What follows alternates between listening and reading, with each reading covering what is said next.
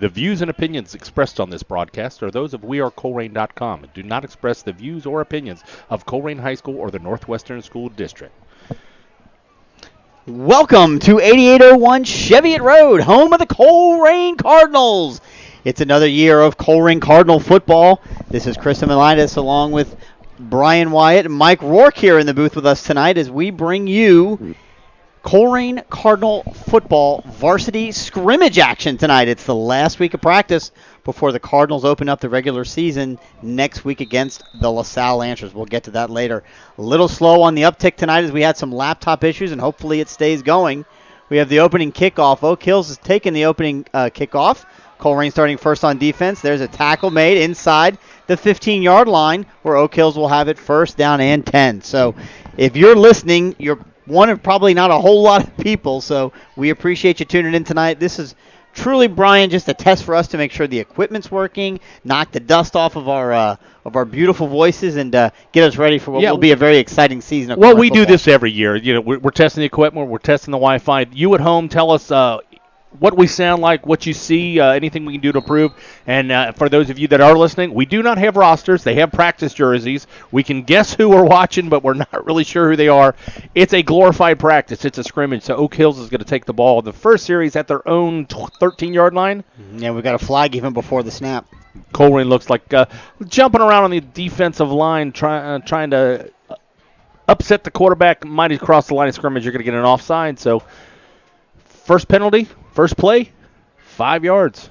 That'll take it first down and 5 all the way out to the Oak Hills 18. Now, again, the reason we're playing Oak Hills is a reminder. Last year it was Princeton. This year it's Oak Hills. With an 8-game schedule, Colerain will play every team in the GMC with the exception of Oak Hills. So it's kind of a GMC, I don't want to say rule, but it's a general practice that your second and final scrimmage of the year before the regular season, you play the one GMC team not on your regular season schedule. So, and it's strange to be playing Oak Hills considering how many years we've played them consistently in Week 10. There's a handoff in the backfield, and there's Colerain defenders in the backfield. That's going to be tackled for a loss back to the original line of scrimmage. It'll be second down and 10. Again, there's Ivan Pace, and again, we do not have rosters. There's a lot of new bodies out there, so we won't be calling too many names. But, yeah. I'm not going to call any. No. I mean, we could guess on a few of them. I mean, Jakari Patterson's back. Luke Bolden there in the middle.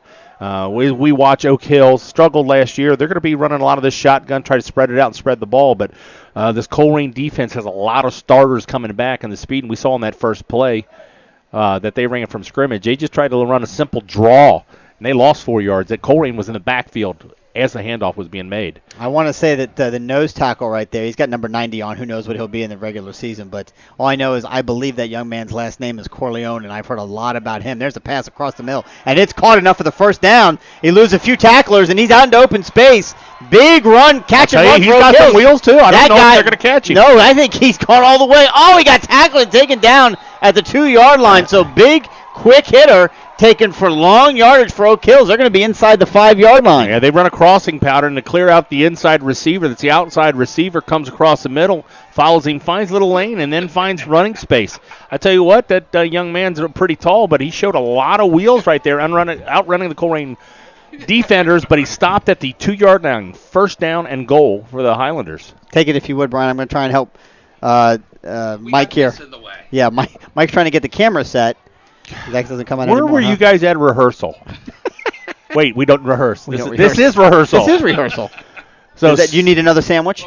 So first down and 2, they're in the spread formation. They're going to run a quarterback follow. He's going to get to the outside. Good block by the wide receiver. And it is a touchdown for the Oak Hills Highlanders. So 4 plays. They go 88 yards. They started at the 15, right? Or just inside the 15. 18? Yeah. Well, no, inside the 15. Yeah. So they probably went the better part of 85-plus yards at least. But, I mean, that was all set up by that big catch across the middle. But it just shows. Yep. I mean, they just ran a clearing route, found a spot behind the linebackers.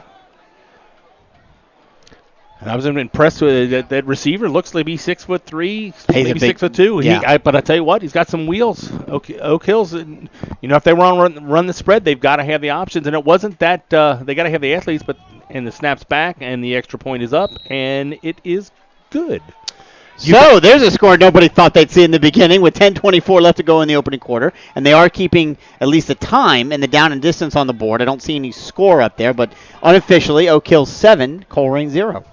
No, they're. Oh my God, the season is lost. No, they're actually handing out participation trophies today. They're not keeping score. Everybody wins. Oh, that's what the big box was up at the top by the stairs. I saw that. Yeah. It's a scrimmage. We were told that they were going to go live, but any of that, we've been to scrimmages. Any of that can change at any time. The coach go, hey, I need to see more of my offense. So yep, we're just going to have to go with the flow. But again, first possession against this touted Colerain defense.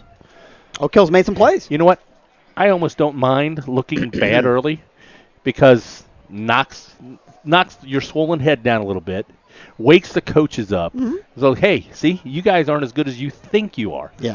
You have the potential to be great, but see what they just did to you? That's right. It's a good teaching moment. So we'll talk a little bit here, obviously, about the upcoming season. We want to, we'll use this again as a kind of our practice run for what we'll be talking about again next week. Again, very happy and glad if you're joining us here live in the Cincinnati area or anywhere around the world where you may be watching. We are at Colerain High School, the Cage, affectionately known as. We're the Colerain Cardinals, ranked number 1 in the city by a couple of local prognosticators. Specifically, TriStateFootball.com gave them the number 1 ranking. They've got big expectations on their shoulders for this year. They're going to receive the kickoff, the kickoff. Taken out to the 30, made several men miss. Did the up man, took it all the way to the 35-yard line. Yeah, what a deep kick, had a lot of height, and this was one of the up men, the middle men there, and we'll just call him that one guy with the white helmet on, and that's all we get to do. we have no rosters. There's no Cardinals on the helmets. They're all wearing their practice jerseys. Well, and we found out some of the practice jerseys match the game jerseys. Some of them don't. Yeah. So we're not even going to speculate. So the one thing we do know is that at least to start this game, the new quarterback for the Colerain Cardinals is kind of the old quarterback. Deontay Smith-Moore is now in at full-time with the graduation of Gunnar Leyendecker, moving on and actually having a very good camp for his freshman year. There's a handoff to the fullback right up the middle, and we know who that fullback is. That's Ivan Pace Jr. Takes it out past the 40 all the way up to the 43-yard line. So 7-yard rush on first down. We'll take that. Yeah, Pace, we're going to see him playing a lot of both ways throughout the season. I'd like to see him more on the defensive side of the ball. You got probably a little bit more depth, but as a fullback, we haven't had a true fullback like him. We've had running backs back there. He gives you that power and strength just to blow through people. And a nice read there by Deontay Smith-Jones. Or more. Yeah, he pulled Deontay Smith-Moore. You said Deontay Smith-Jones. I don't know who that is. I don't know. We had a Jones that was a quarterback years ago. He did. So he faked the pitch and then tucked it under and took it back up the middle and still ended up getting enough for the first down. Well, I think plus a yard. Oak Hills did a good job, He faked the fullback, let it go, went to the pitch to the outside, and they were waiting for the pitch. So he pretty much reversed field. It was almost looked like a counter, but it wasn't run. Yep. So there's the handoff once again to Ivan. It met right in the hole by the Oak Hills defense better that time. And I got to believe that, the Oak Hills, certainly Oak Hills has seen us enough that they know generally how to play against the defense. Nobody's game planning during this week of practice for a scrimmage, right? No. They're going out there in their basic set defense. Scrimmage is right. Scrimmage offense and defense. You run your basic offense. This is for film for the coaches to evaluate. This is not to beat the other team. This is not to score on every play. You want to score on every play. But this is, okay, they try to call plays that set up man-on-man confrontations. Right. So that was a great decision by Deontay Smith-Moore. Faked the handoff, kept it himself, tucked it under. He's still on his feet. He's going to stiff arm one guy, and he's going to get taken down, but not until he gets all the way down to about the 9-yard line. So great decision-making by Deontay Smith-Moore, which we had our preseason interview with Coach Tom Bolden before the game tonight, and encourage everyone to go out to the YouTube channel. You'll see it there. Really good interview. Talked about Deontay Smith-Moore just having really quick feet. He's a quick decision maker, and when he decides to go, he plants and goes. That's exactly what he did on that play. And one of the is we see here is first down and goal balls just outside the 9. There's a fake handoff again. DSM keeps it himself, and you're going to hear us refer to him several times this year as DSM because it's just a lot easier to say than Deontay Smith-Moore.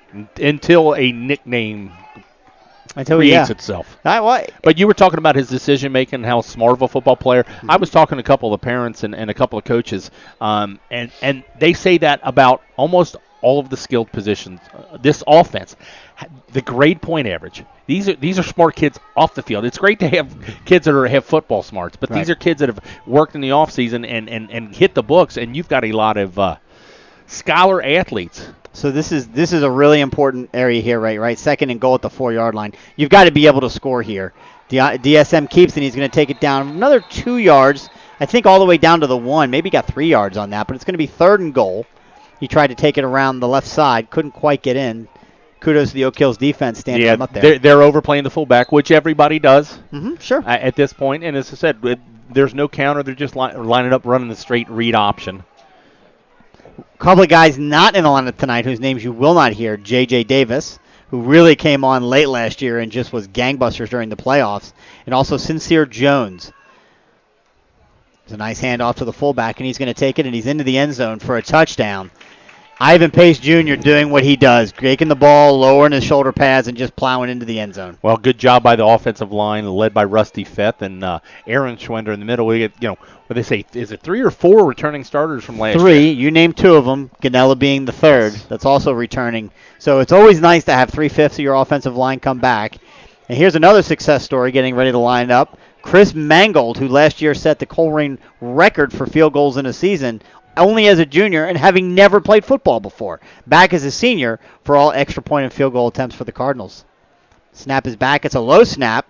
Kick is up, and kick is good. So on his first attempt, unofficially in an unofficial practice, Chris Mangold is good. So, again, unofficially tied at 7. Well, yeah, as I said, Mangold was a soccer player. Still is a soccer player. Yeah, he was actually last fall. He was first team All-GMC in both football and soccer. Coach Bolden approached him last year. Never kicked a football before, except the hanging out in the yard with the buddies. Really, at the beginning of the season, we're like, strong leg, we don't know. But progressively, this kid's one of the, he could change his mind, and instead of playing college soccer, he has got the leg strength and the accuracy, and we'll see if how much off-season work he's done. He can earn himself a Division I kicking scholarship. I absolutely think he can if that's the path he chooses to go. Not saying he will. I mean, who knows? But for right now, it's just nice to have him on our side because kickers are important. I mean, it's the kind of the part of that special teams unit, which is the third part of it, the tripod of a football team: offense, defense, special teams. And when you're down 2 points and you need that field goal late in the game, it's nice to know that Mangold's back there for us. So the ball's lined up on the 40. How we doing, Mike? What's that? Peak? Is that number of people? Yes. 7? Fantastic. I did not publicize. I mean, I put out an article out today on wearecolerain.com. I didn't put any links, but we'll get that more cleaned up before we head into next week's game against LaSalle. We'll get an actual link, obviously, on the YouTube page. There's a kick into the end zone, so that'll be a touchback. Oak Hills will start off on the own 20-yard line, and the Colerain defense will come out for a second time. Hopes maybe to prevent any long catches and runs. So the Colerain Cardinals, obviously, last year, we'll do a quick recap here as we're working our way through the first quarter. Again, unofficially score 7-7 here, but, with first-teamers in all the way. And, again, I don't expect that we'll see Deontay Smith-Moore in a quarterback probably beyond the first quarter. He may play the entire first half. I seriously doubt it. We've heard Rusty Fett's only going to play a couple series. Yep, exactly. So. He's back, I think, is a little sore on him. So they're going to pull him out. Obviously, there's no need to push these kids. Practice. We got to remember this. They are kids. So the most important thing is, we want to play 15 weeks this year. So they need to be healthy in week 0. Speaking of week 0, Indiana and Kentucky actually kicking off their actual seasons this week in the area. So a lot of big games going on in the city, just not on the north side of the river. So Oak Hills, we said spread offense. That is a big quarterback. So he fakes the handoff, keeps himself tucked and under, and tries to run right through the heart of the Colerain defense. Stopped by Big 99. That's a big dude. Is that Eric Phillips? That's Eric. I was wondering. It has to be Eric, right? Yeah. So the UC signee, defensive end, tight end. We're not going to see him much in tight end. His days of offense. He's got to be 20 pounds heavier than he was last year. So I'm guessing he was 260, 265 last year. I guess in playing weight. Coach Bolden told us in the pregame he's basically going to stand up as an outside linebacker, and that he's running about 6'5", 285 pounds, 285 pounds. I don't remember the last time we had a dude that big on the end. I mean, he's going to run over, and he's going to scare some people. So there's a catch and a throw, and look, a throw and a catch and another first down for Oak Hill. So really found a seam there and made something happen. Yeah, quick hitch, almost a screen pass to the right side. And that's what they're going to do. Short passes and hopefully to break it big. They mix up their coverages. They spread you out, so there's a lot of one-on-one confrontations with the defensive backs. And it's really it's a lot of timing. The quarterback does not need a lot of time back here to throw it. It's usually 3 seconds. As we see again here, they do a lot what Colerain does. They'll set the play up, see what the defense is going to do, and then adjust their play. But right. Defense isn't really going to do much. Oak Hill's in red, Colerain in white. Except the Oak Hill's quarterback. Yep, there's a handoff right over the middle, and the Colerain defense will swarm that one right away. Yeah, it was Coach Bolden told us earlier in the summer, talked about this defensive lines. Last year, averaged about 180 pounds. And you talk about this one's going to be a little bit bigger, but looking out there, there's a gentleman's probably only about 5'7" there at nose guard. But I don't mind the small nose guards, but the tackles do look a little bit bigger than they were last year. Yeah, absolutely. And we don't even, like you mentioned at the onset, we don't even have a roster that because they're still finalizing it. Obviously, it's practice time, so we maybe could have brought last year's roster and guessed, but yeah, but that's no fun. Who knows? That's just frustrating. So second down and 9. Yep.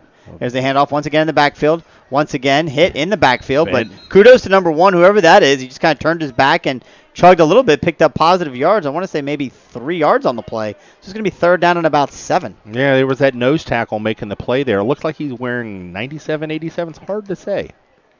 I know there's a sophomore and a junior that that Coach Bolden was talking about. Again, it's all in the preseason interview. I'm not going to try and pretend to remember their names. I don't want to butcher them.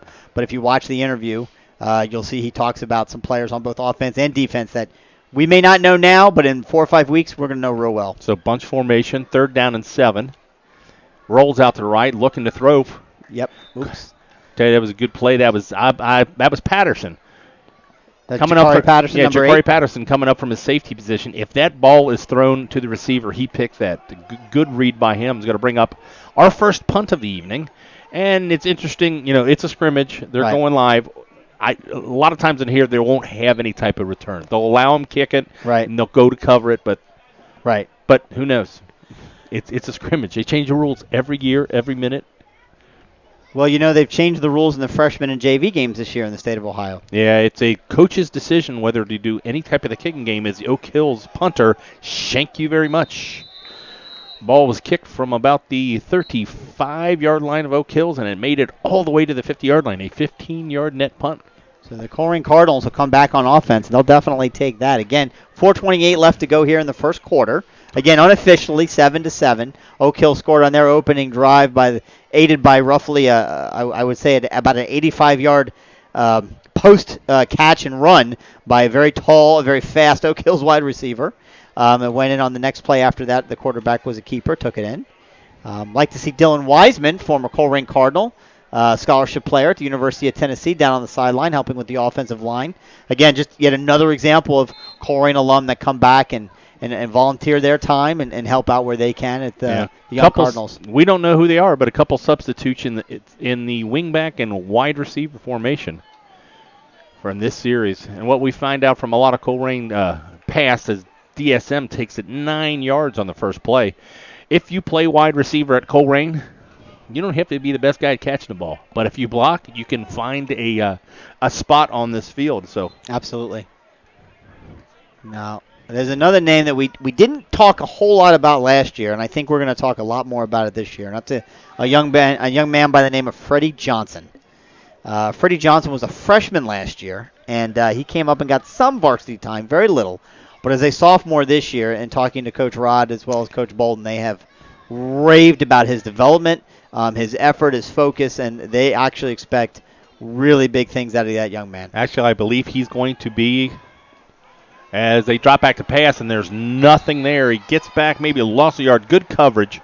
They went play action and set it down, but get back to Freddie Jones. It'll be third down and 1, or Freddie Johnson. I called him Freddie Jones in the interview. That's funny you say that.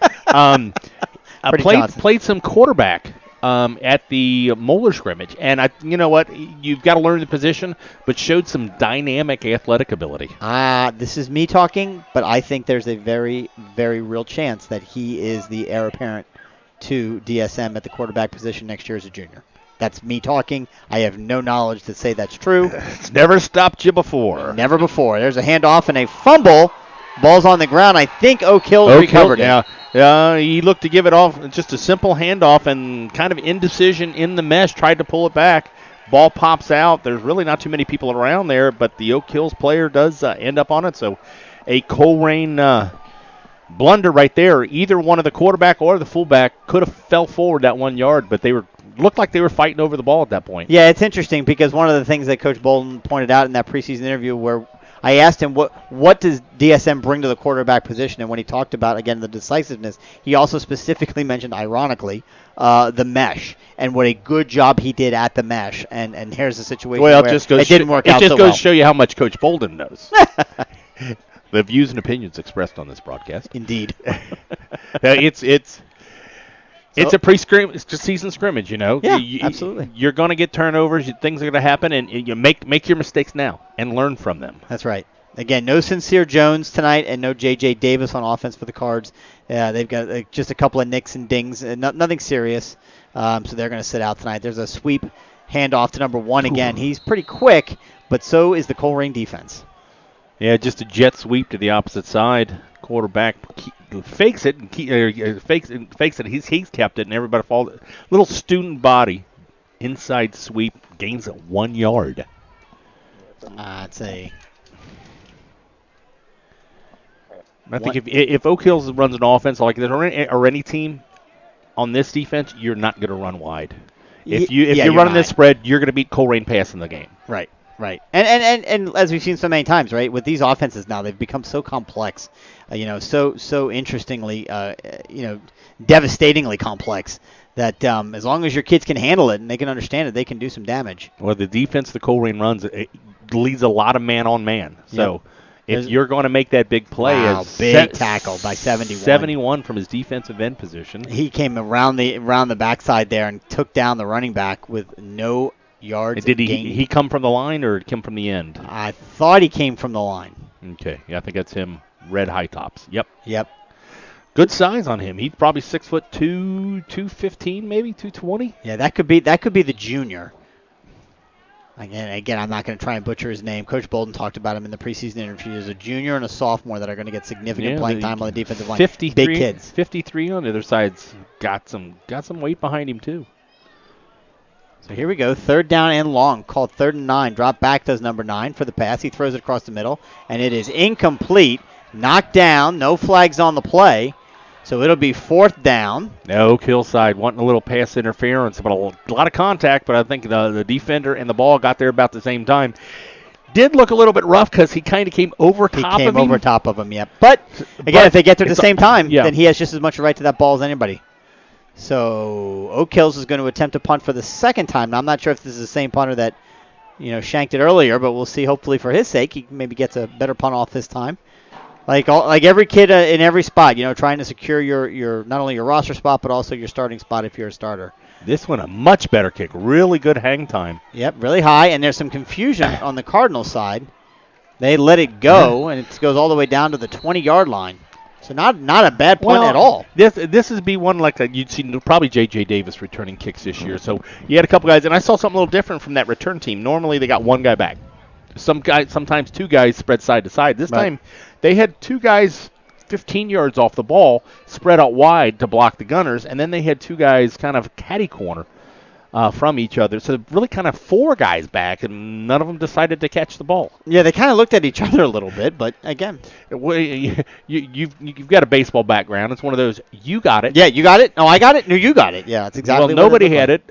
Oak Hills downs the ball, and Colerain's going to start this possession with 21 seconds left in the first quarter at their own 13. So Deontay Smith-Moore, number 2, back out there at quarterback. Now, he is a little shorter than Gunner, not much. And he's taller than his brother. He is taller than his brother. Of course, for those of you that remember the classic regional final games against Moeller back in 2012 and 2013, Daytwan Smith-Moore. There's a handoff over the middle. And a big first down run for Ivan Pace Jr. out to the 30-yard line.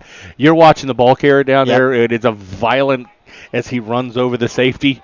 Rusty What did Rusty just do? He just it was. Was it a? You can't call it a pancake because pancakes aren't that thin. Wow. Really? Yeah, Wow. he did. Would you call it a crepe? Yeah, it could be crepe tip. I don't normally laugh at you. No, you do, just not for the reasons I want you to. Yes, that was a crepe block. You've created something there, Chris. As we switch sides of the field, just a reminder to everybody that everything we do here at wearecolerain.com is supported by the Colerain Boosters, and the Colerain Boosters are you, the Colerain community. So if you're not a member yet, there's links on our homepage for as little as $5, and we got corporate sponsors. We'll take as much money as you give to be part of not just the football team, but the entire Colerain High School, White Oak, and Colerain Middle School. Colerain Boosters support all sports, all extracurricular activities, band, show cards, chess club, all the academic clubs. So please, we can't do anything without your support, so join the Boosters. To make that real easy, there's actually an online form right there on the website, wearecolerain.com. In fact, if you click on the article that was just posted today, it talks about 2018 football coverage. You'll see at the bottom of that article, there's a form that you can fill out, and you can make your donation very easily right online. And again, like Brian said, every single little bit helps, and it makes what we do possible. This equipment is not free, and there's a lot of people that need a lot of money to do a lot of things for these kids. There's a pass out in the flat by Deontay Smith-Moore. Good tackle by the Oak Hills defenders. They're celebrating. I mean, he did pick up 5 yards on the play. So yeah, just a simple little swing pass to the inside back. And I'll take 4 or 5 yards on first down. But you know what? When you're playing Colerain, and you make a stop. And celebrate. And it was a solid tackle, no doubt about it. He got off the block. He made the one-on-one tackle. If not, he goes the distance. So it sets up a second down on a long 6. So there's the handoff right over the middle to Ivan Pace Jr., and he's running. There's a flag come from the back judge. My guess is that is going to be in the infamous area of holding. Yep. And it is, early signs is holding against Colerain, which is a spot foul, and it looks like the part of the holding was at the 32. Decision whether to take the play and make it third down in 3, or replay the down and make it second down and 13. I think we know exactly what they're going to do. Yeah, move them back. I just now, and again, I wasn't really paying all that much attention, I guess, but I just now realized Oak Hills actually they're in 2 different color uniforms. So their defense is, I guess, is in black, and the offense is in red. Colerain does that. Normally, we saw that. They did that for the Moeller scrimmage. Oh, did they? Yeah, okay. A lot of teams. It's they practice in those. So. Oh, okay. I guess Colerain obviously just in their whites because they're, I guess, maybe out at home. Not sure. Yeah. So second down and 18. There's a fake handoff over the middle. Keeps it himself, says Deontay Smith-Moore. He gets hit. Block somebody, young man. Yeah, if there were some blocks out there. He made 3 or 4 people miss, but he got tackled. Picked up a few yards. The key block by your wingback did not happen, and is actually the player that made the tackle. The wingback was looking back to the backfield. It's like, hey, where's everybody at? Don't worry about where your quarterback's at, young man. Block that man in front of you. I'm going to call you out if you turn around so I can see your number. You make that block, and he's gone. Yeah, Deontay Smith-Moore, he faked the handoff, and really made. He doesn't have a number on his back. You with no number. You know who you are. Black and red shoes. Wing back on the left side. Block your man. Don't worry about what's happening behind you. So said with much love. Third down and 17 inside the 25-yard line. There's just a nice, simple, straight handoff to Ivan Pace Jr. Again, not trying to do anything fancy. There's another crepe block all the way down on the end where 2 Colerain Cardinals just took a defensive lineman or a linebacker for Oak Hills. He lost his helmet on that tackle. But you know what? Doesn't matter how far you blocked the man 18 yards down the field, but the ball carrier only made it 4 yards. So it'll bring up a 4th down and 13. And I believe is that Lawson Sandusky doing the kicking? Is that what he did last year? Yes, yeah, absolutely. Lawson Sandusky, who was, I think, the backup quarterback. A rugby-style kicker. Yep, and looked to be the first-team punter this year. Not seeing a brand new long snapper this year, and that's all. For me, that's Isn't the that ace. Well, that's not a great snap, but that is a good kick. That's an excellent kick. Look at that kick all the way down, inside, unreturnable, down to about the 27-yard line is where it's going to get marked out of bounds. About a 45-yard kick with no return. We'll take that. If you can place that rugby-style kick and not get a return, you don't need the 50-yard kick with a 10-yard return. Nope. Put it where they're not going to. No one's going to be. But and we saw it a couple times last year, though. If it's a line shot, if the return guy can get it, there's no trouble. guys. Just Right. It He's going to run a while before he meets anybody. So 9:23 left to go in the first half. Kind of a quick score update. It's still 7-7. Oak Hill scored on their very first drive of the game, and then Colerain returned and scored on their next drive. So and it hasn't been punt and punt from that point on. So Oak Hill's offense now on the field in the red jerseys. Colerain, of course, still in white. Most of the starters still out there. If you see on your screen, big number 99 lined up on the left side. That's Eric Phillips, the University of Cincinnati recruit. Here he is. He's dropping back into coverage. He just blew that young man up. And then a tackle was made with actually no gain. It looks like it was about a 4-yard loss. Well, interesting play design right there on the defense. They had him standing up as linebacker back in coverage and brought a safety off his right hip to blitz. So he dropped back. So the quarterback's first read is to drop it off to the short man. So there's only a wide receiver out there to block, and you've got a 6'5", 260-pound, 280-pound, or 80-pound, and his job is not to make the tackle. His job is to blow it up, the guy that's blocking, which allowed the other guy to make a tackle. And that's exactly what happened. Now he's rushing the quarterback, and he gets there, puts the pressure on, doesn't tackle him, but obviously the throw is rushed, and it's incomplete. What he gives you on that outside, too, if they're running that quick out, the wingspan.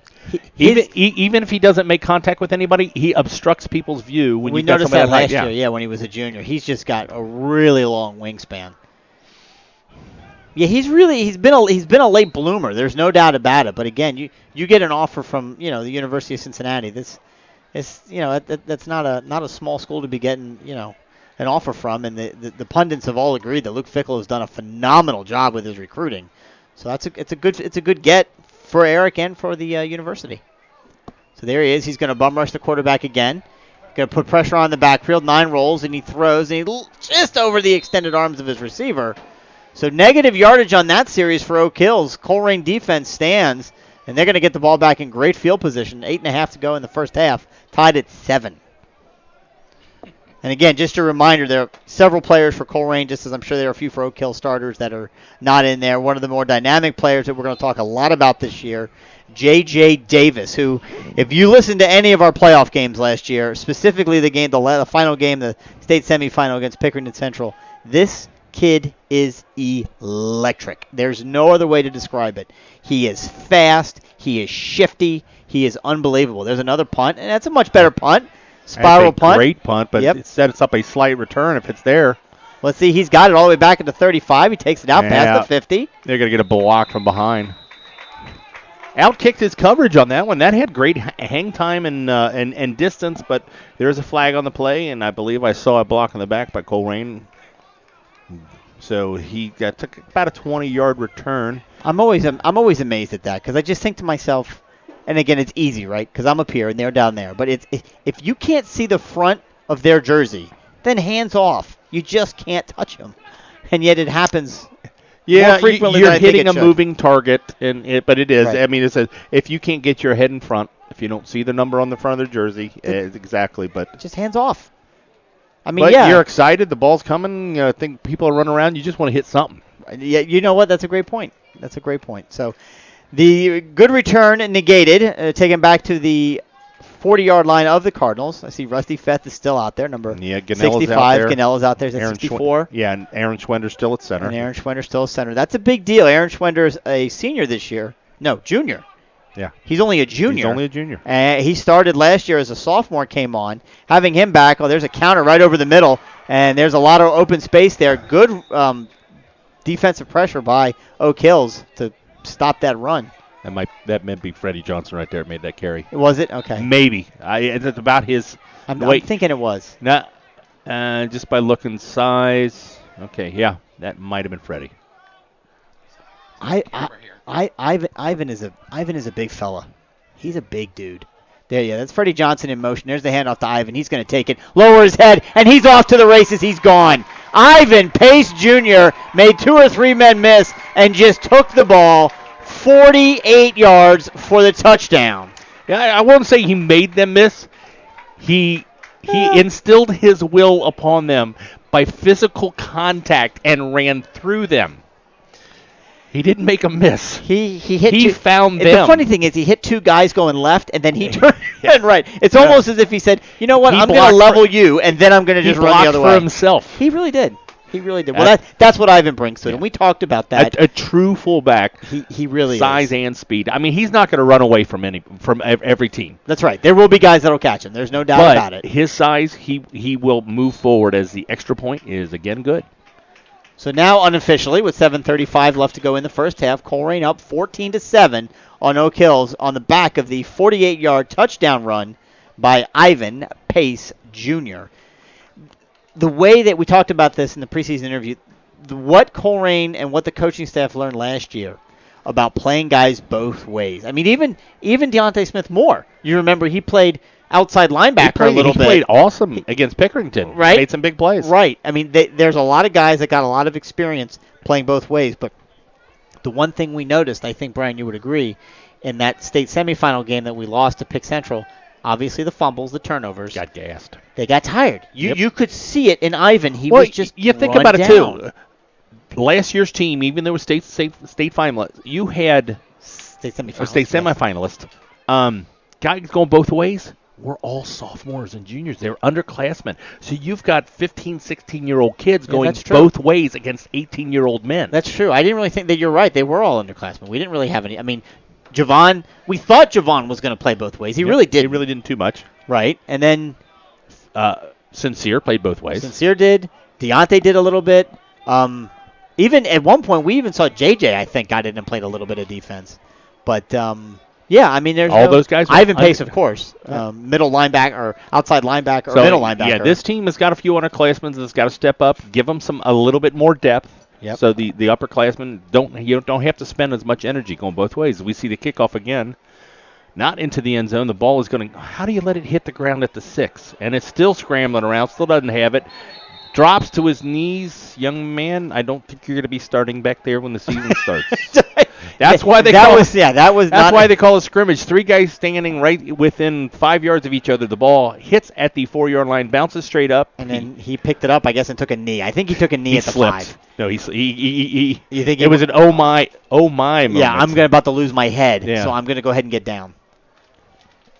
So Oak Hill, good testing moment. You're against your own end zone, first down at your own 4. It's interesting that Eric Phillips looked just as big all the way down there as he did when he was all the way up here at the 40. That's just a large human being. And again, it does beg the question, why would you not put him down on the line to just bull rush? But he's so much more effective in space because he can move. Let's see what he does on this play. I'm going to watch this guy. So here he is. There he goes. Use the wingspan. See what? Yep. He altered the throw, and hence incomplete. That's a great point. You got a perfect view to see how right I was. That's Mike laughing. Hope you're enjoying the broadcast. Again, this is Chris Himonitis with Brian Wyatt and Mike Rourke, who you wouldn't know Mike's on, but he's listening. He's not a talker. He's keeping our production running tonight. We started running, and I tweeted it out earlier. Again, you should be following us on Twitter if you're not. At We Are Colerain. We'll kind of get to that here after this. It's 2nd down and 10 on the incompletion. Oak Hill's trailing 14-7. Drops back in his end zone, tosses it across the middle, incomplete. A little bit of happy feet there, I think, with some linebackers coming. Well, I'll tell you what, that's a brave young man, number 3 from Oak Hills, running a crossing route right at Bolden and Pace in the middle. You got 2 of the biggest, toughest linebackers in the city, and tried to split them. And contact was made. I believe Luke Bolden knocked the ball out, but it takes a special football player to take a ball across the middle. It really does. So courage to him. But we tried to get the broadcast launching, and both times we were going into our software, we're trying to get it, open up YouTube, hit go, and the entire laptop just shut down. I mean, everything, it just turned off. Twice. We're like, this is going to be interesting. Drops back in his own end zone. Long pass, deep down the sideline, nobody there. Throws it into the stands. So 2 consecutive series that the Colerain defense holds Oak Hills to 0 or negative yards. So good play by them, kind of settling in now. I think that the 88-yard, 86-yard pass play to start the game with kind of woke them up a little bit. That's exactly what you said. It woke up the coaches, woke up the players, say, hey, it's practice. We get it, but they're not here to just, they want to beat you. They want to walk away and have the sense of, hey, we're just as good as you are. These teams will not face each other in the regular season, so for Oak Hills, this is their chance. Oak Hills has been struggling I mean, quite frankly, for years to have a consistent football program. There's a snap back to that punter, and again, another good punt. Boy, that first one was really an anomaly because he's done really well. Nice catch by the Colerain returner. We're not Colerain really sure returner. who. Thank you. Yeah, I was trying to figure out who that was. But good coverage. Is that maybe Freddy Johnson? I don't. He's about that size. You know what? I think that kid was smaller than Freddie. Is he small? I think so. I think it's hard to do. But you know what? Flags way down behind the play. The kid with no number on his back. He was red shoes. Yeah, red. I'm not sure if he was he the one that missed the block? No, it was a different red shoes. No. It was red. You know what we red shoes, about 15 pounds heavier and maybe an inch and a half shorter. We should announce every game like this. You know what I mean? To heck with rosters. Let's just do it. That guy there. Yeah. We'll just call them by their numbers. So this is interesting. That's what you do. That's what I do. Well, because I messed up enough names. Yeah. I'm not going to do that anymore. It's funny. I think you do it, and I think I've been known for doing it. You find one kid, and you're going to butcher his name all year. Well, how many times did I call? Like, I kept calling. I think I called Ivan Pace last year, like J.J. Davis, 6 times. I kept, there's J.J. Davis. 6 times a game. Well, that's not. Now that's just a blatant lie. That's not true. But a couple years ago, I was, Jordan Fluke. Oh, yeah, you couldn't get that name right. Bad enough that his aunt in Miami sent us a nasty email. Yeah, him and the twins you kept getting confused. Who were the Lozier? Was it the Lozier twins that you kept getting? Yeah, but they were twins. That one's easy to mess up. Like, that's not my fault. But you know what? I make fun of Aunt Fluke. Okay, and who? Yeah, it became a kind of a family joke on holidays. DSM, look at that. He's got him way deep. Looks to pass, throws it across the middle, and it's in and out of the hands of the intended receiver. It was there. Coach Bolden said in the pregame, and he always says it every year, and we always think it's kind of funny, but the word he used to describe DSM's arm, I'm not making this up, cannon. That's what he said. He has a cannon for every time he throws a ball long like that, you look. That was a beautiful pass. Guys his size aren't supposed to be able to throw the ball. Guys his size aren't supposed to throw the ball like that. But again, he's only an inch or two shorter than Gunnar. He's grown. That's what I said. I said, well, how much shorter is he than Gunnar? And he said, only an inch or two. He really isn't that much smaller than what Gunnar was. Well, but he's probably 25 pounds less than Gunnar. Right, and plus you look at him next to like Ivan Pace, and you're like, holy moly, yeah, he's kind of a small dude. So there's the handoff. Oh, no, he faked the handoff, fooled me, lowered his head, leveled the Oakland's defender. His helmet popped off right there. Hopefully he's... and kept running. But he has to come out of the ball game. Ohio rules, if you lose your helmet, you have to sit out of play. So we're going to see somebody else coming to quarterback, probably not knowing who he is. I'm guessing it'll be Freddy Johnson. Probably. So we'll get this is him. We'll be able to get to see. Is he out there? Oh no, that's the receiver. Okay. Yeah. Okay. Yeah. Yep. No. Ivan is red shoes, no number, clean white jersey. That's Freddie. That's Freddy Johnson. So this is the sophomore now trying to convert 3rd and 5. Takes the ball, does exactly what he should do, and hand it off to Ivan Pace, who's just bowling through people. Held onto the ball. That's the best part of that whole run. He got enough for the first down, but he held on to the ball. I don't know. They haven't signaled a first down yet. They're going to ask for a measurement. Okay. I think he's got it. But he went off left tackle there, just a straight dive. Bowling. They're not going to measure it. And he was bowling for Highlanders there. He was bowling for Highlanders. Oh, it's a new season, new jokes.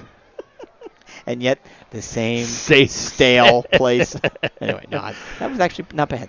Not as good as crepe, but no, I'll give credit when credit's due. Yes, I'll make fun of you when you deserve it, and I'll give you credit when you deserve it. You're fair. A crepe block. That was a crepe block. It's a great crepe. It's block. a great crepe block. All right, so it is first down, ball at the Highlander 43. Under 5 minutes to go. Again, Colerain up unofficially, 14-7. DSM back at quarterback. Oak Hill's done nothing offensively since their first series of the game. Hands the ball off one more time to Ivan Pace Jr. Who takes I don't think that's Ivan. I think that's Mohammed. Oh, was that Nazir Mohammed? Yep. I think you're right. There you go. You know what? He was the one that missed the block earlier from the wingback position. Oh, was he? You're right. Red and black shoes. I can see him. So this is going to be key, right? Because they're going to have to give Ivan a break. Ivan cannot play fullback and linebacker every game, all game. Well, Muhammad we saw him come in a couple times last year, and was effective. Had I think 4 or 5 maybe touchdowns. He's a senior this year, right? Yeah, he's not as big, not as tall, but he's very strongly built. Yep. I love that quarterback counter. Absolutely. Good tackle on the ground by Oak Hills. Number 34 made the tackle of DSM, but not before he picked up enough for another Colerain first down. Yeah, that quarterback counter, I tell you what, no one ran it better than Dominic Goodman. There was a couple of those that he ran in the championship game. You know what's so strange with Dominic, right? He would run it, and his feet were always moving. He had these happy feet, and they were, and he never looked. It looked like it was so slow to develop. But then once he would go, it's like, oh my God, he's gone. I mean, you can ask McKinley about that. How many times did he see the back of number 16? So first down and 10 for the Cards. 3:35 to go here in the opening half. There's a speed pitch back out. I believe that is Freddy Johnson who's got it. He's going to get. Oh, it's not. Nope, you're right. It's White not. shoes, a little bit taller. Yep, got taken down. Still picked up 2 yards on the run, but good tackle in the backfield on the backside pursuit by the Oak Hills defense.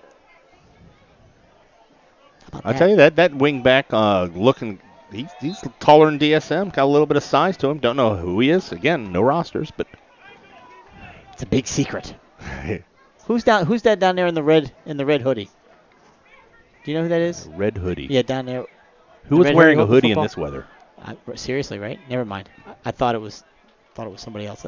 There comes the counter to that's Freddie, but yeah, Oak Hills are there just to blow it up. They were sitting on that one. They're just going to lose a yard right there. Yep. Where are you seeing the hoodie at? Give me a. He's standing over on the sideline. Oh, on the sidelines? Yeah. Football? Yeah. Don't know. It's okay. Looked like a Jones. I couldn't tell if it was Keontae maybe but I mean, I imagine. Is that Kelvin Cook maybe? Maybe it is Kelvin. He looks familiar to me. I can't. Yeah, who knows? Well. He's far away. Here you go. That's not going to tell us That's anything. not going to help us, but thank you. The good news is, for those of you watching, you're not missing anything. They haven't hiked it yet here. Nah, so third down and 9. No play clock. At least I'm thinking. I'm guessing. It's taking a long time. The Hayes shotgun 4 wide. Well, that's interesting. So empty backfield in the shotgun. To your point, DSM Third takes down a snap, and 9. drops back, 3rd and 9. Quarterback draw. Run it. He's going to tuck it and run. So that's going to be a good good indecisive. Yeah, that's exactly right. It's a good learning opportunity for him because if he tucked it 2 seconds earlier, he probably gets the first down. Even if he tucks it there, he hesitated running. He tucked it and no, tuck it and go. Right. Part of the maturation process. Spread out the defense, create those running lanes. Interesting spots. You work on your offense or you work on your special teams here. Your ball spotted at the 25, which gives your kicker some workouts. Yep. What's they going to do? Absolutely. Bring in Mr. Mangold. DSM. Yeah, also the holder. He's the holder. And I think you're right. I think it looks like Aaron Schwender is the long snapper. Yeah, he was last year, so I assumed he would be again this year. Always giving proper credit to our special teams because it's so critical. There's a great snap back. There's a hold. It's a good kick, and it is good. So, where's Brandon with the math? Get the calculator. The ball was on the 26. At 12? 17. Is it 17? She had 17. 43. Carry the 2. Square root of 9. What is it? 43 yard field goal is good by Chris Mangle. I know. I could do the math. I do math all the time with computers. So with that, unofficially, Colerain with 1 minute left here in the first half has opened up a 10-point lead on Oak Hills, leading 17-7. So excited to be bringing you another year of Colerain Cardinal football. The Cardinals returned quite a bit from last year's state semifinalist team. Obviously, there's a very foul stench that I know still permeates some feelings, certainly on this coaching staff and amongst the returning players of the way last season ended. Turning the ball over 5 times in the second half against Pickerington Central. Not their brand of football, not the way they played. The eventual state champion. I understand. I mean, and they went on, and I don't want to say they had their way with Mentor. Yes, they did. But they played very well, and their quarterback, Dimitri Crenshaw. He had 14 touchdowns. He did not have 14 touchdowns. That is an exaggeration. He had 6. He had 6 touchdowns as a sophomore in the Division I state championship game. He's a very, very talented young man. Already has offers from Cincinnati, Kentucky, I think Indiana, Illinois. Ohio State is looking very heavily at him.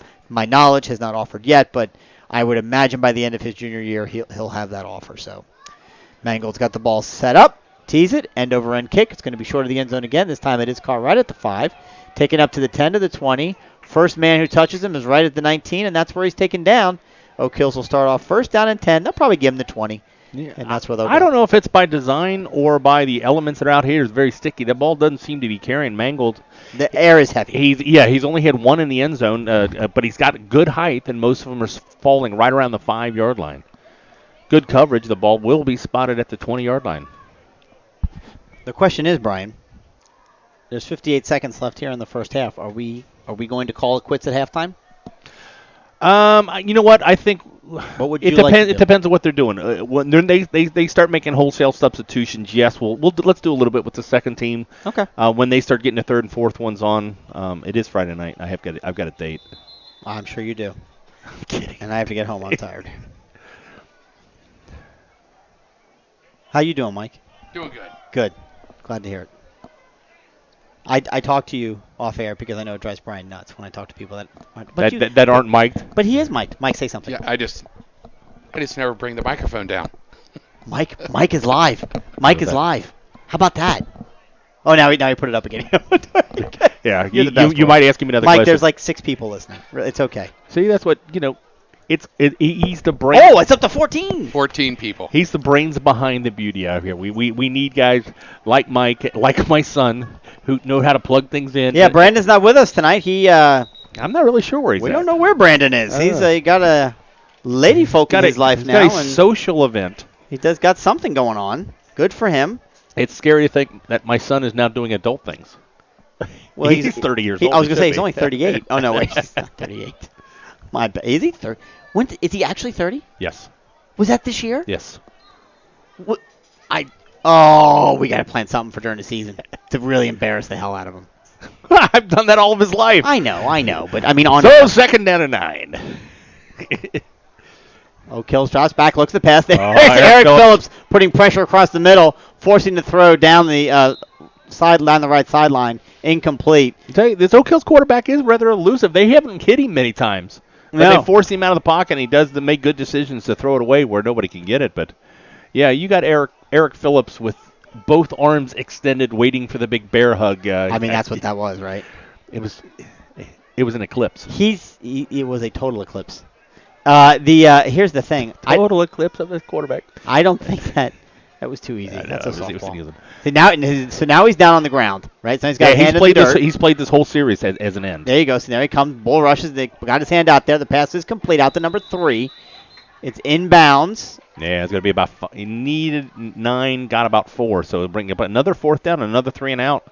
So positive yards on that series for Oak Hills. 5. First series out of the last 3 that they got positive yards. So the Colerain defense has really stepped up and done what they need to do. Again, Oak Hills, nothing against what they're trying to do and what they're trying to build over there on Ebenezer, but I mean they've just struggled mightily. I think they went winless last year. I'm not exactly sure did they go. I believe so. Yeah. They've got rebuilding to do. I mean this is a game that Colerain should be coming out and and doing exactly what they're doing. I mean they're dominating the play. Well, it's tough to sustain a program when they've gone through as many quarterbacks as they have in the last 5 years, 5-6 years.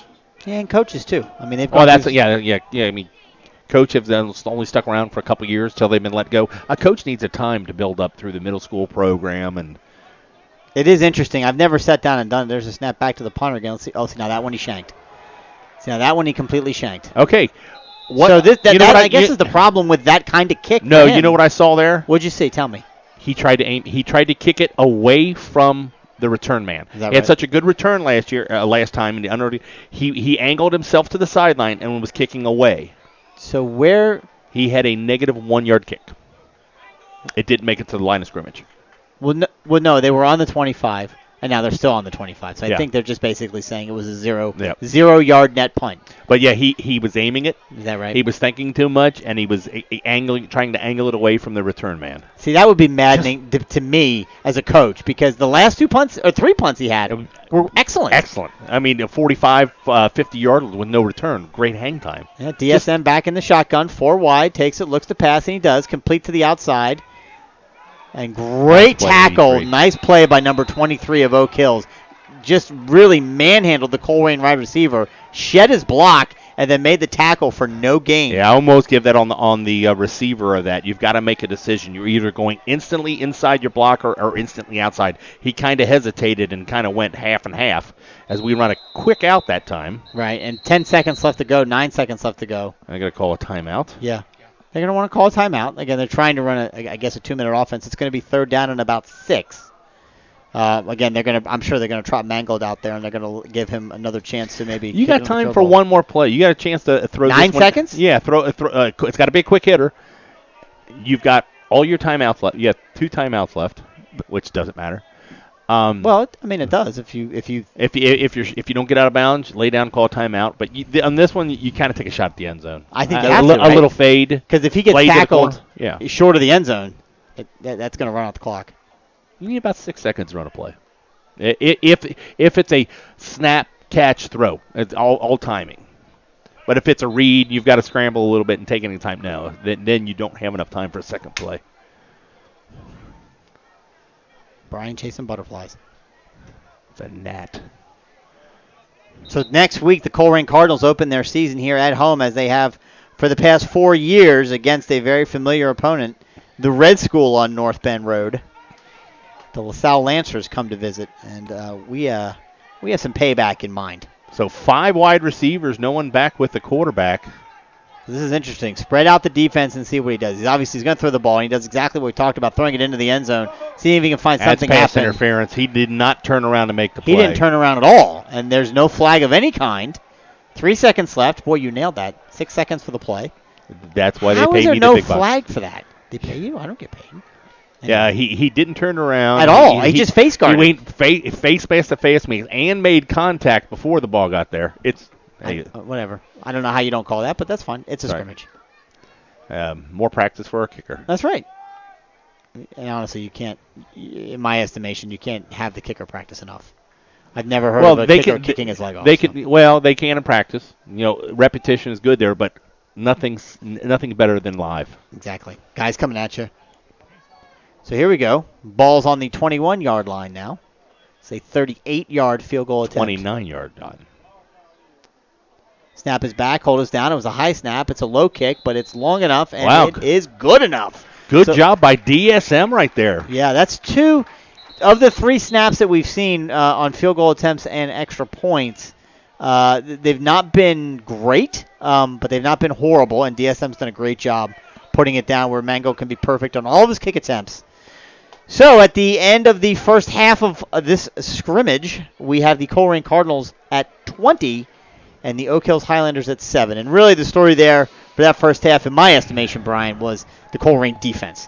Oak Hills got that quick hitter early on, very first series, really the second play of the game for them offensively. Well, yeah, the first play was a penalty. Right. So actually it's the first live play. They go 88 yards down to the Colerain like 2 or 3. 2-yard line score on the next play. So take that away. I don't know that they have positive yards, honestly. So the great news story, the way it looks, at least for the Colerain defense. Offensively, I'm going to give a little bit of kudos here to the Oak Hills defense. I think they've played pretty well. I think obviously you've put 20 points up in a half. You have to believe, again, if you've got J.J. Davis in there, you've got Sincere Jones in there. It's a different look probably, but still, you score 20 points in a half, you're on pace to score 40 for a game. Yeah. I'll take 40 points every game we got in our chances to win most of them. 1 fumble, 1 punt, settled for 2 field goals. Not great. That's what I say. It's not great. But again, good enough to win, but it's good enough for preseason. But you're going to have to pick up the pace and execute a little bit sharper. No J.J. Davis, no Sincere Jones, Rusty Feth, and I'm not sure. No excuses. Was Rusty playing the entire? Yes. Did he play the whole first half? I believe so. So he's probably done. Would be my guess. My guess is Deontay Smith-Moore will be finished. And he'll be out. So let's have a little conversation for those that are still watching and listening. Again, we talked about the fact that the Cardinals open up next week, the 2018 season here at home, and we cannot encourage you enough to get here. Be here at Colerain High School. The game is part of the annual Skyline Chili Crosstown Showdown. So we will have, of course, live coverage on wearecolerain.com, but we want to invite you here to the atmosphere of high school football on a Friday night. Listen, there are some games that you don't necessarily have to always go to, right? This is not one of those games. You've got to come out and see Colerain and LaSalle play. The place will be packed. This is neighbor versus neighbor. It is a Right. private versus public. 4 miles. The kids have played together and with each other and against each other since Pee Wee ball. There's no better way. There is no better example of high school football in Southwest Ohio than the next Friday night. And if that's not enough for you, let's go to week 2. And again, another familiar opponent that we're all familiar with. We get to fight with our brothers again. That's right. We get to fight with the blue team on North Bend Road, who we all know and we all loathe to a certain degree on the field. The St. Xavier Bombers are our opponent in week 2, and we will be traveling to St. X this year to battle the St. X Bombers at Balaban Field in week 2. So last year, the Colerain Cardinals, again, tremendous run all the way to the state semifinal, lost the first 2 games of the year to LaSalle and St. X. So no doubt this team wants to get on the right foot and beat both of those opponents before they open up GMC play, of which all can be seen right on the website, wearecolerain.com. Just scroll up to the top of the website, and underneath fall, you'll have a nice drop-down menu fall down. You see underneath football, you'll see varsity, JV, and freshman. All the schedules are posted. They're all there. You can check out the entire thing. There's also an article of a breakdown of the schedule that we put out there a couple of months ago. Talked about each game, some significant facts about each game. We've got Middletown and Princeton. Unfortunately, Princeton comes here this year. They just are in the process of finishing a beautiful remodel of Viking Stadium, Pat Mancuso Field of Viking Stadium. Would have loved to have got a whole new press box, new everything. It's not a new press box. It is. It is a new press box that they put out there. So we'll see. It looks exactly like yours. yours. But you know what? It's a big white box. So I never minded their press box. It had individual booths. They were all glassed in. It was air conditioning. That was one of my favorite places to go on a road game. Well, hopefully it's another. As nice opposed place. to when we traveled to the brand new stadium at Fairfield, they didn't do anything to the hot box that we had to sit in. No, they did not. Visiting stands can't see the scoreboard. No, they cannot. It's an interesting situation. The setup they got over there at Fairfield. But anyway, Fairfield will be here this year. Yep. In fact, Fairfield will be here in week 9. That's our senior night. So again, another game where we'll be broadcasting live, but highly encourage everyone, if you're in the listening area here in 20, 25 mile radius of Colerain High School, come out. Hi. Hey. Nice to see you. Come on out here to 8801 Cheviot Road and check these kids out. The atmosphere is fantastic. The food is great. You won't find a better cheeseburger anywhere, at any high school stadium, anywhere around here. I'm not looking at Brian because I'm trying to pay attention to the actual camera there, and he's back here acting like a goof. No, I was nodding. Our cheeseburgers are good, but they're amazing. But I don't know. You go concession stand to concession stand around the GMC. I still think my favorite is the hot dogs at Oak Hills. Now, absolutely cannot rave enough. You about think I'm joking? No, I'm not lying to you. Everybody in the booth was going, "Where did you buy these hot dogs?" We actually asked the concession people where are your hot dogs from, because they're that good. They've got a beefiness to them that's unmatched in the GMC. And the I said I was the ahi tuni tuna. Yeah, ahi tuna rolls at St. X Stadium, almost as good as their caviar. Mark my words, in 2 years you're not going to be able to understand a word Brian White says. Yeah, he's going to be fumbling all over himself. Yeah. So anyway, so we got some great games this year. Again, the only team we're not playing is Oak Hills. So we've got, I think, Middletown and Princeton after Oak Hills and LaSalle. And then we've got Lakota East in there somewhere. And then we do have Lakota West on the road in week 10. So first time in a decade plus that we will not be playing Oak Hills in week 10 of the year. We'll actually be on the road at Lakota West, which always is a tough place to play. It is, and they've got a new coach. So who knows, for the first time in Lakota's history, Larry Cox not the head coach at Lakota West. So they're going to, Waddle, I think is the last name of the interim coach. He's not the full-time coach. But who knows, with a new voice. I know they have a lot of the same coaches this year. I think almost they're all the same coaches, but a new head coach voice can make a difference. So who knows? But again, let's not hide behind the fact that Colerain has won 18 consecutive GMC championships. You got to be tested by a couple teams this year. They are going to be tested, I think, definitely by Fairfield. I think Mason is going to take a step back. I think Lakota East may be a little bit of a surprise. When we played Lakota East last year, they had a bunch of kids that got in trouble off the field. That's right. That was at the end of the season. And their top player, their running back, the name... Dussold? Was that his name? Or is that an older Lakota East player? I think that might be an older... But yeah. Yes, but he's back. Yeah. He's back. Lakota East, I think. Fairfield, I think, is definitely going to be. They've got the tight end that's going to Michigan, Eric All. They've also got a really good, some good players on defense that are going to step up. That were big players in last year's game. But again, I don't see anyone in this conference challenging Colerain for a title this year. Not with this team, not with what they bring back. If they do what we think they're capable of and what we saw last year, they should win their 19th consecutive and 20th overall GMC title since joining the conference in 1997, which is unbelievable. We talked about it a little bit, Coach Bolden and I, before we went on the air. I think, and I'm going to need to confirm this, and you can see this by going to gmcsports.com, it may tie. It's true. It does. We have Jason Helfrich who's in the booth. Oh, no, who's yeah. confirmed. Yeah, nobody knows what Jason looks like. Right, there's Jason right there. The founder, wave, Jason. The founder of WeAreColerain.com. Started it as a simple blog page. What is that, 1482? No, I think it was 2004. Oh, okay. This is the 15th year of WeAreColerain.com. So kind of a little bit of an anniversary. Anyway, so Jason here confirmed that the 19th consecutive GMC championship, if Colerain can pull it off, will tie Princeton's amazing run back in, the 70s and then into the early 80s, where they won 19 in a row. Now, we're still not close to tying them in terms of total. I think they were like 26 total. Fairfield in 1986, which is when they won their state championship, broke Princeton's streak. But Princeton won 19 consecutive years in a row, the GMC championship. Again, obviously, the GMC looked very much different than what it does now. I would contend it's much more difficult to win 19 now than it was then. But either way, it would be a milestone for Coach Bolden, for Colerain High School, for this program to win 19 consecutive GMC championships. And then hopefully you're looking at a very successful, 8-2, 9-1, 10-0 season, and you're going into the playoffs. And I mean, look, guys, this team, Coach Bolden has said it. We've heard him say it to the media. He told us tonight. One of the questions I asked him, I said, true, false, you have what you need to be playing in Canton in Week 15. And he answered unequivocally, true. He believes it. The coaches believe it. The players believe it. If they can take care of the football, 10 turnovers. 10 turnovers in the last two state semifinal games against Wayne a couple of years ago with Deshaunte Jones, a quarterback, and 5 last year against Pittsburgh. 10 turnovers in 2 games. You don't do that. And again, nothing against those teams. Those guys hit hard, and they caused several of those turnovers. But you take care of the football. You stay healthy. And he didn't say it as much, but I will say it. Nobody's going to beat this Colerain team except themselves, which, frankly, has been the case several postseasons, and they've got to find a way to get over that postseason hump. Well, you see that not just from Colerain.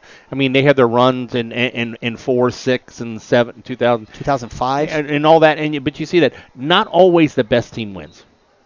The football is a well. That was the sport. case in 2016 when we the lost to ball's St. not X. round. You never know. Yeah, that should have never happened. Yeah, it shouldn't. But it shouldn't have happened. But you look at other teams that and we've lost almost every one of those times to the eventual state championships, which is kind of makes a little bit more palatable. It's a little bit of but it is. But not enough. When you're making a playoff run, you see this in Major League Baseball and other sports too. You've got to have timely offense. The ball bounces the right way. Everybody healthy. A couple good calls. And you have to weather. Execute. Yeah. You have to execute between special teams mistakes that were made during the regional finals against Moeller, the turnovers, just little things that continue to add up that, on that night, you're not the better team. And you don't deserve to move on. And they know that, and they recognize that. It doesn't in any way, shape, or form diminish the unbelievable accomplishments that this program has had. Again, the Colerain high school community, the Colerain area is shrinking slowly in size. The roster is down to 90. Outside of freshmen, sophomores through seniors, 90 total players. That may sound like a lot, but when you go up 20 more than last year. It is. Well, I think we had like 75. You're right on the roster last year. Yep. So it's steady, and it's because we have a big senior class. So we'll see what happens after this year. But you're talking 75, 80, 85 kids between 3 grades on a football team. To be able to win at the clip that they've won is unbelievable. It shouldn't happen. I mean, and not they're an anomaly, no doubt. You look at the teams that we compete with every year, and I have a lot of respect for Steve Specht and the Bombers. Absolutely. They play hard. They're well coached. Very classy fans, very classy kids. Absolutely. We had 75 guys on our roster last year. They had 75 seniors. And again, and they'll tell you, look, there's 75 seniors. Half of them, 25 of them play. Right. 50 of them don't. Right. They dress because spec doesn't cut anyone. And he says, Right. if you're willing to go through all the workouts like everybody else is, you deserve a spot But on when the team. your pool is that deep. Oh, no question. But There's no but question. that's what makes it fun, and that's what makes me proud to be a Colerain, because we're not supposed to beat them. We're not supposed to be this good. I was in Vegas a couple years ago, 4 o'clock in the morning, playing blackjack in this little casino, and a guy saw I had a Colerain shirt on. He goes, "Is that Ohio Colerain?" He says, "Yeah." He says, "You guys are good." Wow. And then we got talking about it, and I started telling him about the school and pulled stuff up my phone. He goes, "That's Colerain." Yeah, they're very underwhelming. Yeah. You look at them and you go, really? Oh, remember when we went down to play Trinity? No, we didn't play. Or not Trinity. We played the green Hoover. team. The green we played team. Hoover. The green team. And we also played Trinity. Oh, Trinity. Louisville Trinity. Yeah, Louisville Trinity. We go down to Yes. Louisville Trinity, and Yes. they got the best quarterback in the nation, the best wide receiver. Their facilities were phenomenal. And we walk in, and They're a powerhouse. They're a They're a powerhouse. Catholic school And powerhouse it's in huge. Kentucky. The money that they had, and we walked in as we're walking up the buses. We got our shirts on. We're Right. carrying our equipment, setting up, and they're very gracious people. Very nice. And as we're plugging things in, I hear a couple of their guys that work in the booth go, "That's big bad Colerain. They look awful small." About a quarter into this, man, he's fast. Yeah, that game particularly, if you remember, The Kelvin Cook. the Kelvin Cook 97-yard touchdown run. Well, it was 143, total yards, but it was just 97 yards in distance. It was incredible. Oh, I mean, that made actually the top 10 plays for Max ESPN. Preps that week. Oh, it made it on the ESPN that week too. Oh, didn't did it? Yeah. I mean, that was unbelievable. It was unbelievable. And that's why we love that's doing what we do. Because that's to what- see these kids overcome and to see them continue to grind and work and excel at their craft is wonderful. And there's so many kids that do it across every sport and every activity at Colerain High School. It's just awesome. I really wish we were all unemployed and independently wealthy, that we could just dedicate our time to promote these kids and the community and all the work and effort they put in, not just on the fields of play or, in the gym, but in the classroom and everywhere else. So we've got a kick to start the second half, and it's not a good one. Taken at the 20-yard line by the Colerain up man. He's got a room to run. He gets it out to the 40, makes a man miss, makes another man miss, bowls through a few, and takes it all the way up to the 48-yard line. So great starting field position for the Colerain Cardinals here on offense to start the second half. And again, this is where we'll start to see those changes. I imagine you won't see big number 65, Rusty Feth won't be out there. He doesn't even have his helmet on. So yeah, so he's done. And again, DSM won't be out there. So we're going to stick around here until it gets third and fourth string and gets really kind of sloppy. And yeah, the equipment all seems to be working great.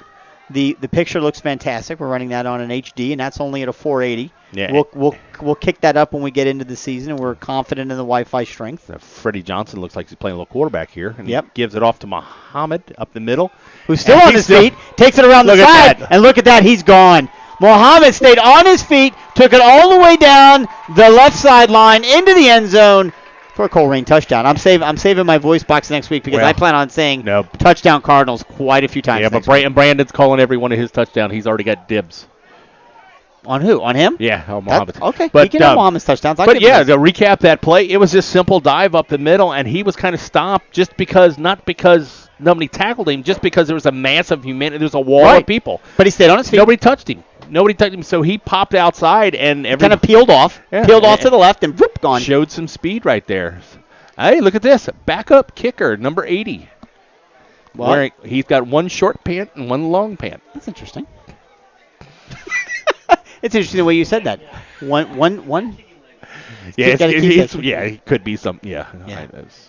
And there goes the visor.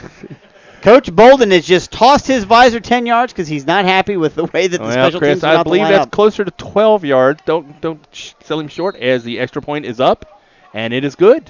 All right, backup kicker with one short pant leg and one long pant leg. Well done. Coach Bolden standing on the 40, just absolutely indignant. Well, you know what? What's he so unhappy? No. Did you see why he's unhappy? When your second string has the opportunity to get in and does not take the field, he was a man short. So it was the second team extra point was there, and you're. Did you get that visor toss by chance? But you're getting him. I mean, he's just a man alone right now.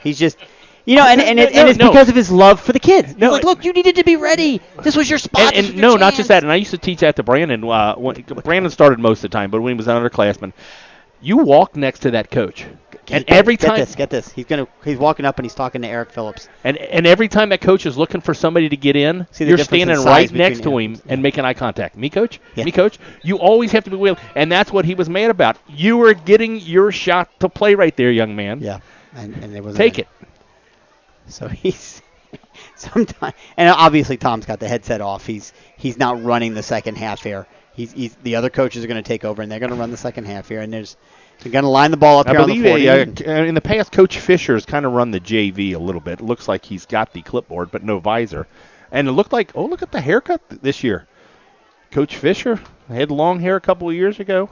A little high and tight right there. Almost didn't recognize him. He's looked like he's dropped a tremendous amount more weight to him. So good for Coach Fisher, taking care of himself and looking great. So the ball lined up on the 40 now. So that was 7 more for the Cards. So I guess, again, technically, unofficially, Colerain 27. And Oak Hill 7. calls a timeout. Because they didn't have enough guys on the field? I'm not really sure. They were confused by the lineup that Colerain had, lining 11 guys across for the kickoff. I don't know. See, that's why this is where these scrimmages get really sloppy. Yeah. When Colerain doesn't have the depth for practices, so you're not practicing a JV practice. Well, I'll be honest with you. And I thought it was Oak Hills. Oak Hills. So your JV doesn't practice. They're the punching dummies, the tackling dummies for your varsity. So when it gets their turn to play, if you've been here Saturday mornings, God bless them, they get up early and they give it all they got, but they don't run a lot of creative plays. They just Nope. But to your point, this is just like when they talk about preseason in the NFL. This is the opportunity for those guys who are fighting for spots on the varsity team. Maybe not starters at this level, but trying to find a place on that varsity roster to dress on Friday night. So there's a good kick by number 8. It's a low line drive, taken at about the 5. Ooh, tackle taken down, but did get out to about the 25-yard line. Tackle by 33 and red shirt, black pants Colerain guy. No, wait, that's an Oak Hills player. It's gonna say nobody's wearing black pants. Yeah, it is. They're every Colerain player is in all white. Every single one of them. Wholesale substitution. 99 is still staying in the ball game at middle linebacker, but that is not Eric Johnson. No, it is not. Wait, is that 96? It's either 96 or 98. All I know is Rusty Fetz just took his shoulder pads off, and I'm pretty sure his arms are as big as my legs. That's a very large young man. And his hair is all cut off, thank God. So there's a run over the middle by Oak Hills, take it out to about the 30-yard line. So good play by the Colerain defense, only allowing 3 on that one. It'll be second down and about 6, long 6, maybe 7. Again, unofficially, 27-7, Colerain over Oak Hills. Again, Oak Hills scored on their first series of the game with the ones in on basically 3 plays. Oak Hills? And that was it offensively for them in the first half. Yeah, it looks like they've substituted a lot on the offensive line, but that is their starting quarterback and it looks like a couple of their starting receivers also. That makes sense. I mean, they want to get him. Yeah, get him a couple series. Absolutely. Give him a couple series in the second half there. And he's not doing anything amazing there. He's just handing off once again. Is that number 3? 1. Number 1, okay.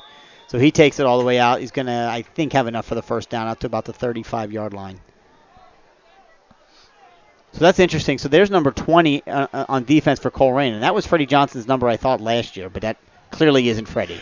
What we see when the upperclassmen get their choice of numbers. Yeah. So when they become seniors, choose for it. So we see a lot of guys that like the single-digit numbers and switch to it when they become juniors and seniors when those numbers become available. Right.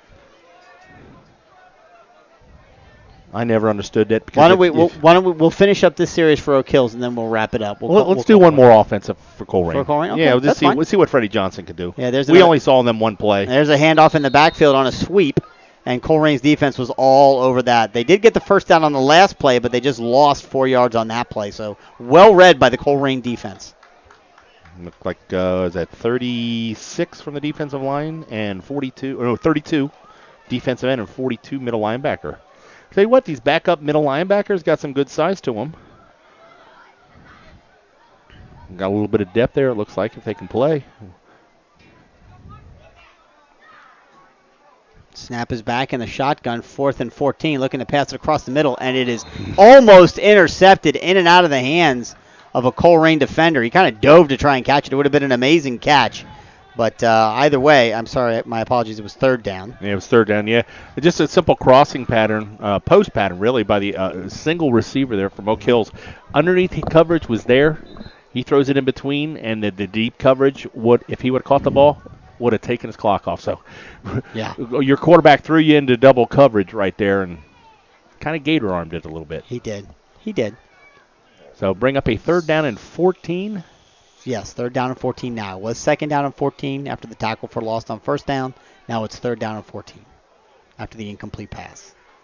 So 3 wide receivers bunch to the top. 1 down here to his right. Drops back, looks to pass, got some time, throws it across the middle. It is caught and into the wide open, runs the receiver. That's the same guy that scored the big 90, or that had the 98-yard. Is that him? Yeah, that's the same guy. I'm assuming it is. That's a big, tall receiver. Yeah. So he catches it, takes it down inside the Colerain 20. I tell you, that kid's got to be 6'4", 6'5". He's a big, tall dude, and you're right. And he's not tall like he can't move. He's tall and he can move. We saw that. I said, 85-plus yards on that first one. This time just a quick out. Yep. Against the twos. But a big yard. Going to take it all the way down to the Colerain 20-yard line.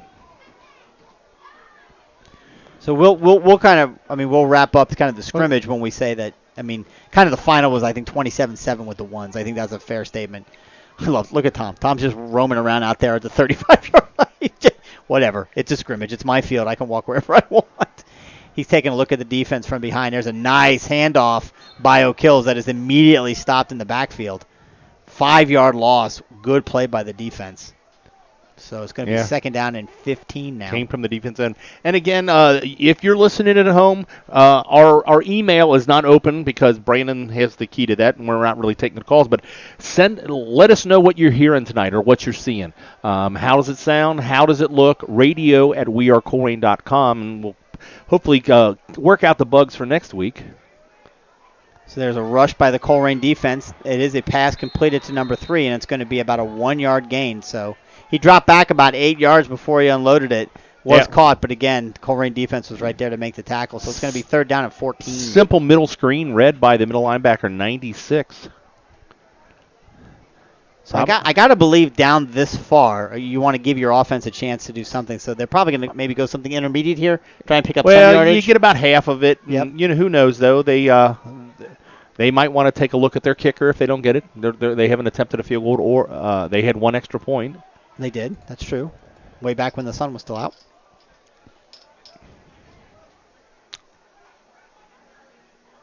There's the snap back, drops back, looks, throws it right, high, down the sideline. Got his hands on it, did not and could not pull it in. Nice back shoulder throw. It really was. That's a good throw. Yeah, only where the receiver can catch it, as you said. He did hit him right in the hands. But as he was, actually, we're getting a phone call. Who's that? It's our. Well, look at that. It's Brandon.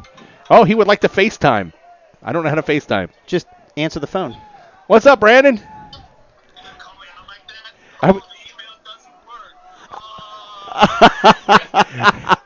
So where are you at tonight, son? Brian having a conversation with his son via FaceTime. Hold on. He apparently was listening to the broadcast. That's fine. You can swing it. Uh-oh. Did you hang up on us? No, he's still there. He's still there. All right, so Mike wants to get on the air. So what you doing tonight? I'm in Chicago. Snap back to the Oak Hills quarterback. Right. He takes it, throws it across the middle, incomplete. So, yeah.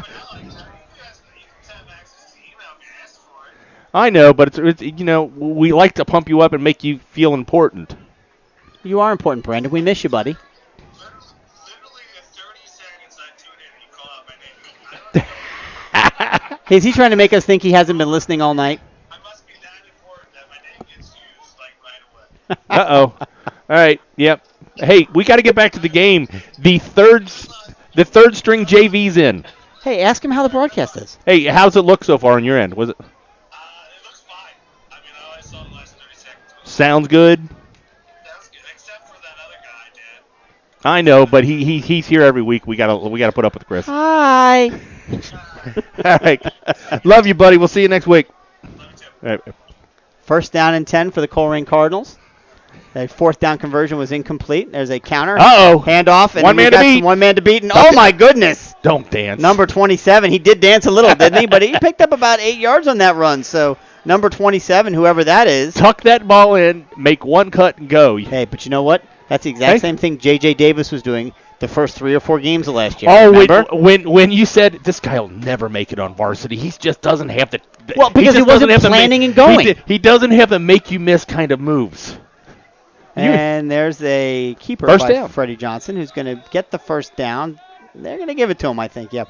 So, and there was a moment last year when JJ would get the ball, he'd run wide, and then he'd kind of stop and dance, right? You're right. You're right. And there was a moment, and then Tom Plant the told play. us, we coached him, JJ, plant and go. No one's going to catch you. And with the exception of that one kid for St. X in the playoff game, nobody ever caught J.J. Davis from behind. And I don't know who that kid is. I hope the only wrong decision is the decision not made. He only caught him because of a horse collar.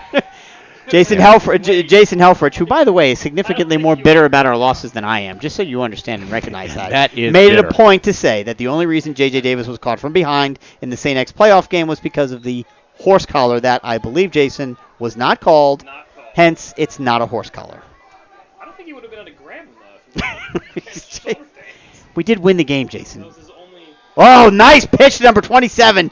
Freddie Johnson looking to try and make something happen. Nothing was there. A late pitch to the running back who was right where he needed to be. The crash of helmets gets another first down for the Cardinals out to the 45-yard line. It wasn't pretty. I've never seen the option run that ugly yet still be effective.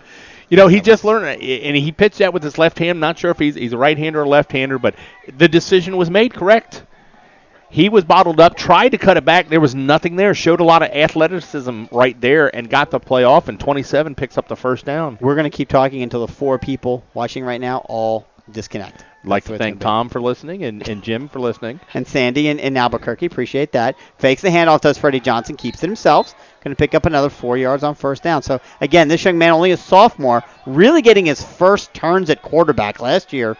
As a freshman, the very few varsity snaps he got were all in the wingback position. I tell you what, I don't know if you hear the crowd out there, Chris. No, I don't. The most you would think like this, it'd be relatively quiet. You would think. It is your varsity players on the sidelines that are making that noise, cheering on the second and third teamers. Well, good for them. How about that? I mean, that's the kind of competitive spirit we've got. There's the handoff right up the middle to the fullback, who's once again got it. He's going to take it. He's going to pick up about another 3, maybe 4 yards on the play. It's going to be about 3 yards short, so it'll be 3rd and 3.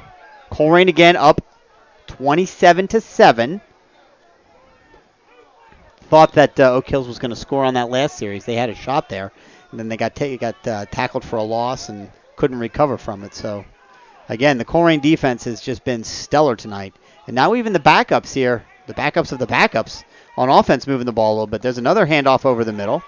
And this one is tackled for we'll say no gain. Yeah, no gain, maybe a loss about the length of a football. So 4th and 3 at the 48 Go for it, yard Coach. line. Why not, right? Test your new quarterback. Yeah, see what they can do. I mean, there's no point in kicking it here. I tell you, number 13's excited. Oh, Coach, you took me out.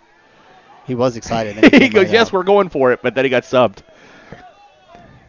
So I like again, it's practice. It is. It's 35 seconds left here in the third quarter. I don't think they've stopped the clock, have they? no, I'm been a assuming running it's just clock. a running clock all quarter. 19 goes in motion. It's a speed pitch to him. So he's going to get the ball 5 yards behind the line of scrimmage. Great tackle by number 46 of Oak Hills. Came up and tackled a speedy receiver trying to run it wide and get out to get the first down. Didn't quite get it. Jason, thanks, man. We'll see you next week. That's kind of the first time we saw that play today. I mean, that's a staple in the Colerain offensive playbook is that quick pitch to the outside and it stretches the defense. It was said. The blockers got to do their job. Well, no, we haven't seen it today because we're looking for the one-on-one matchups. They want them to load it. We know we can be fast to the outside. That's easy. Right. We need to work on the mesh. We need to blocking up front. We need the continuity. So it's really said the offense has been vanilla. Nothing to get overly excited. Nothing to get overly upset about. Yep. It's a scrimmage. That's exactly what it was supposed to be. So, all right. So are we getting ready to wrap this up then? We've kind of gone through their offensive. We've seen 2 Well, we'll finish up the third here at quarter the with end of this the third last quarter. play. Yeah, this last play, and then we'll call it a day. The ball I thought was on the ground. Yep. Okay, I guess the refs didn't see it or don't want to call it. So there was kind of a delayed handoff there. And Oak Hills will pick up with a lot of whistles. So it looks like things are going to get a little hairy here. So we're going to go ahead and sign off. And thank you for those of you 4 that are still listening and or watching. Again, kind of final, at least as we're going to leave it, Colerain 27-7 up over Oak Hills. Again, good showing, solid work gotten in by the boys. The season starts in earnest next week, and it's going to be a fun, enjoyable ride, Brian. I'm looking forward to it here at the Cage. I'll get here early. I mean, buy every ticket you can and buy 3 more for your neighbors. We want to fill this stadium so there's no room for the other team. They're going to get their side in the bleachers. Yep. But we want to fill this full of Cardinals, and it's going to be a backyard brawl. It is fun to play them every year, and I hate playing them every year. Absolutely. So it's a little both. It's a little both, and that's what makes it so great. We get to see our friend Barrett and all be those guys there. So there'll be a game preview up later the next week. I would say probably hit sometime Thursday or at latest Friday morning. Be sure and check that out with information, key players, keys to the game. And key information about the game, game time start, and coverage and all those kinds of things. So, for Brian Wyatt, for Jason Helfrich, and for our man behind the camera, Mike Rourke, this is Chris Emenitis with We Are Colerain. Thanking you for tuning in tonight, and we'll catch you online next week.